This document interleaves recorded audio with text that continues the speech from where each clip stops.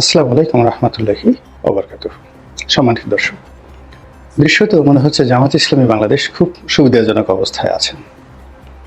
তাদের আমিরের যে বক্তব্য, হাঁটাচলা, কথাবার্তা এবং জামাতকে নিয়ে বিভিন্ন মহলের আগ্রহ এবং কিছু জামাত নেতা বা কর্মীদের যে অতি উৎসাহ এবং প্রশাসনের কতগুলো গুরুত্বপূর্ণ পদ পদবি, বিচার বিভাগ, সেখানে একেবারে ঝড়ের গতিতে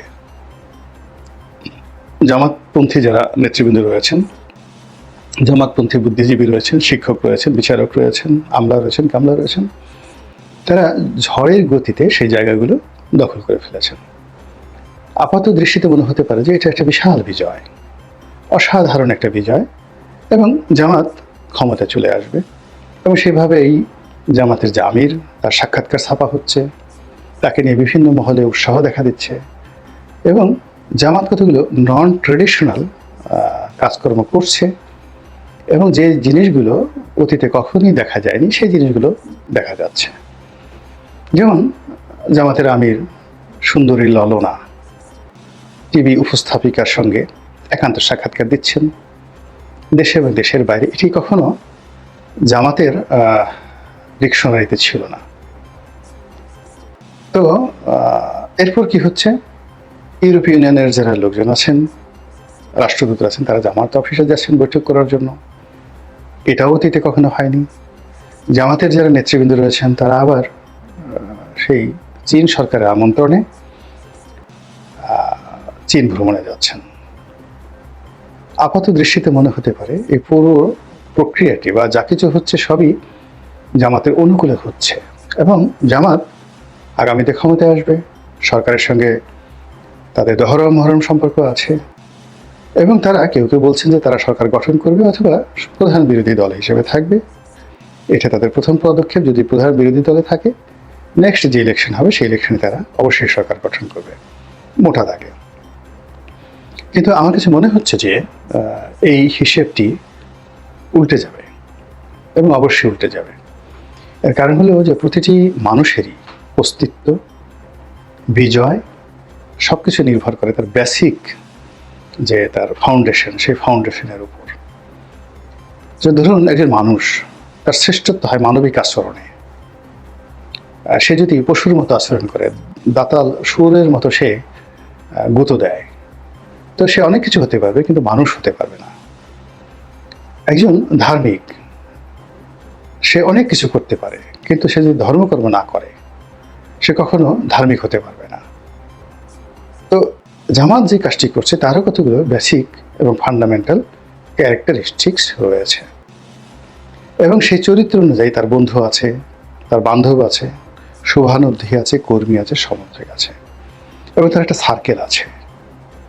এবং যখন সেই সার্কেলের বাইরে সে চলে যায়, ইট মিনস সে সঠিক পথে নাই এবং দুরবস্থার মধ্যে পড়েছে।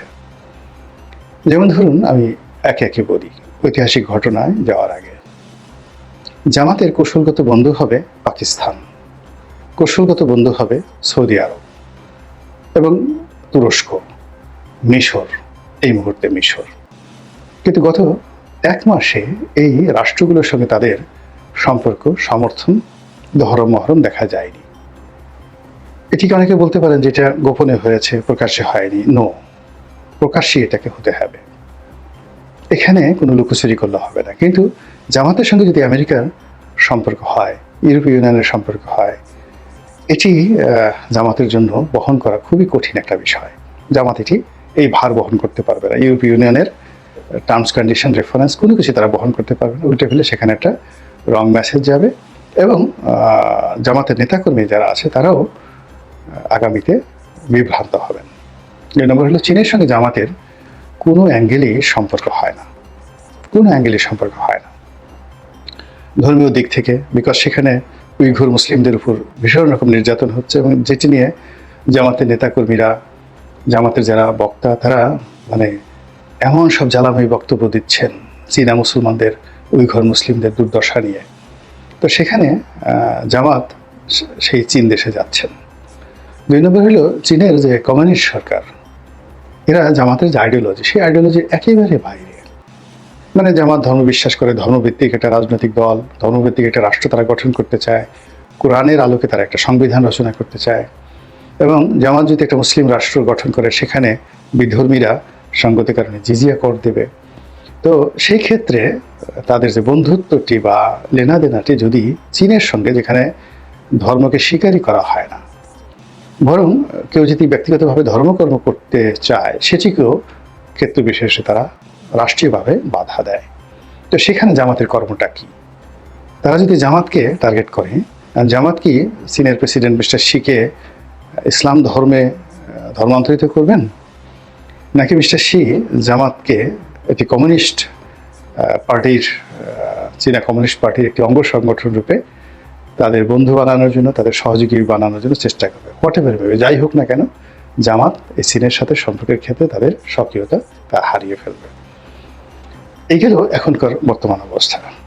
দ্বিতীয় যে সমস্যাটি, সেই সমস্যাটি হলো, আমরা সেই মদন কুমার এবং মধুবালা নাটক কবি জসীমউদ্দিনের যারা পড়েছেন তারা খুব ভালো করে জানেন যে মদন কুমারের জন্মের পর দীর্ঘদিন তাকে আলোর বাইরে রাখা হয়েছিল, অন্ধকারে রাখা হয়েছিল একটা ঘরে।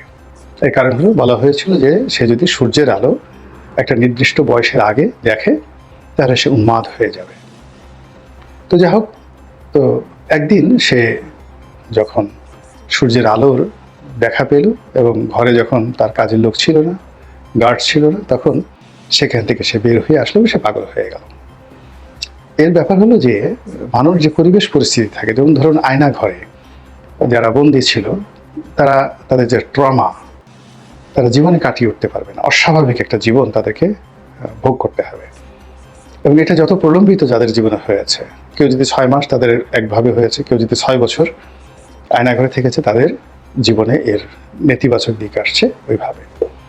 তো জামাতের ট্রমা হলো, জামাতের প্রথম সারির যত নেতা তাদেরকে আওয়ামী লীগ নির্যাতন করেছে, জুলুম করেছে, অনেকে ফাঁসিতে ঝুলিয়েছে।